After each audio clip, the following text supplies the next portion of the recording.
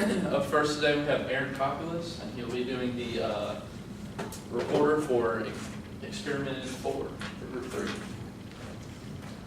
Like you said, I'm Aaron Populus. I'm the reporter for Group 3, and I'll be reporting on what we did last week with the VAV air conditioning experiment. The objective of this experiment was to get a better understanding of the efficiency of air conditioning units, understand the physical components that go into air conditioning units, and to learn more about variables that go into air conditioning equations. So basic background of an AC. So say we have a hot room, the air conditioning unit will take in air from the room, it will pass over cooling coils, which usually has water, or most of the time a refrigerant in it. You'll have that air that leaves and goes through a fan, which is then the air supplied to the room. This temperature will obviously be less than this temperature, and this temperature will be less than this because of the heat coming off the fan motor. Usually only 1 to 2 degrees. So the problem of overcooling, start with this building. So we have the sun over here. The rooms on this side of the building are going to get heated more than those over there. So these temperatures might be what you wanted, but these are too hot. But if you just use a central air conditioning unit for the whole building, you will run into overcooling, where these are what you want and now these are too cold. So to fix that, we use VAV boxes, which is variable air volume. These have dampers and mechanical actuators, so the dampers open and close. If you need more cool air, they'll open. If you need less, they'll close. And that way you get the temperature you're looking for in each room.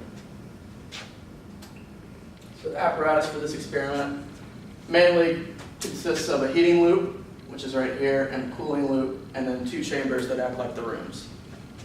For the cooling loop, you have an AC unit, then the fan, and it just goes in a circle here, and then you have the VAV boxes up there that open and close. And here, basically the same thing, but with heat. So here's the actual equipment. Starting down here, I guess, we have the AC unit. Here's our fan, cooling loop, and then pressure relief valve up there. If you have pressure buildup, that'll let the pressure out. And here's our VAV valves. Here's our data acquisition system. And then the heating loop is right here, and here's our heating unit. So for the procedure, we used a digital psychrometer to measure the dry bulb temp in the room and the relative humidity. It's basically just a little box instrument that reads out temperature and humidity. And then in both the chambers, we open the relief damper and close the VAV section damper. And then we input the cooling set point, which we chose as 71. And then we input the set points for heating loop and cooling loop. I don't remember what we chose. I think the heating loop supplied air was around 90, and then the cooling loop was around 50, if I'm not mistaken. And then we close the relief dampers in both chambers and allow 2 to 3 minutes for the system to start up. And after that, we recorded every 30 seconds for 30 minutes, both chamber temperatures and volumetric flow rate. Just a little aside, for the people doing it next week, we decided the best way was to have one person timing, one person writing, or reading out the values, and then one person writing. Because 30 seconds goes by pretty quick. And at first we tried to take pictures, and that didn't work out very well. So the results.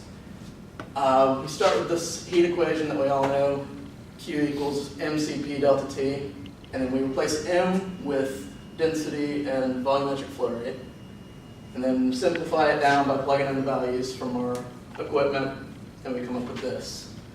So delta T is your supply temperature minus your average temperature that we recorded, and CFM is just the average flow rate through the whole experiment. So plugging these values in, we got the heat input to both chambers. A took a lot more input with 91.1 BTUs per hour, and chamber B got 17.5 BTUs per hour. Here's our graph of the temperature versus time. So you see both started off above our set point. So air conditioner turns on, and both get close to our set point and then pretty much stay close to 71 for the rest of the time. Here's it next to the graph of the volumetric flow rate. So you can see when the lines are above our set point, the AC is going to turn on and be above 0. And then once you get to the line or below the line, it's going to stay at 0 for a long time until it gets back above that line. Here's our coil line. This is our psychrometric chart. We plot the dry bulb temp and humidity of the entering and then the discharge. So our entering is around here, and our discharge is around 50 and 60%, so here. And then you draw a straight line that connects it, and then wherever the line intersects this curve right here is your dew point, apparatus dew point.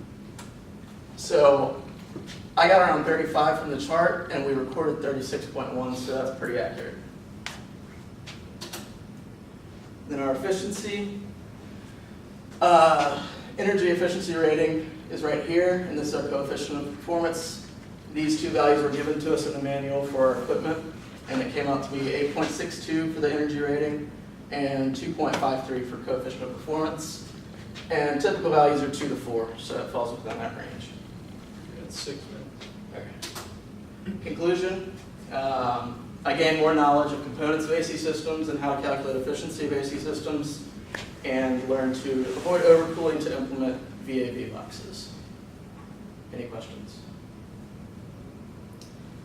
Yeah, what'd you say that, that chart graph thing with all the weird lines on it, what was that again? This? Yes. This is a psychrometric chart. So this is your dry bulb temperature, and these lines here are humidity. Okay. So you just match up with the lines. So that was 70 and 30 for our first, for the entering. So 70 degrees, 30%. And then the second one was right here. And then you just draw a straight line through, and wherever it matches up with that line is your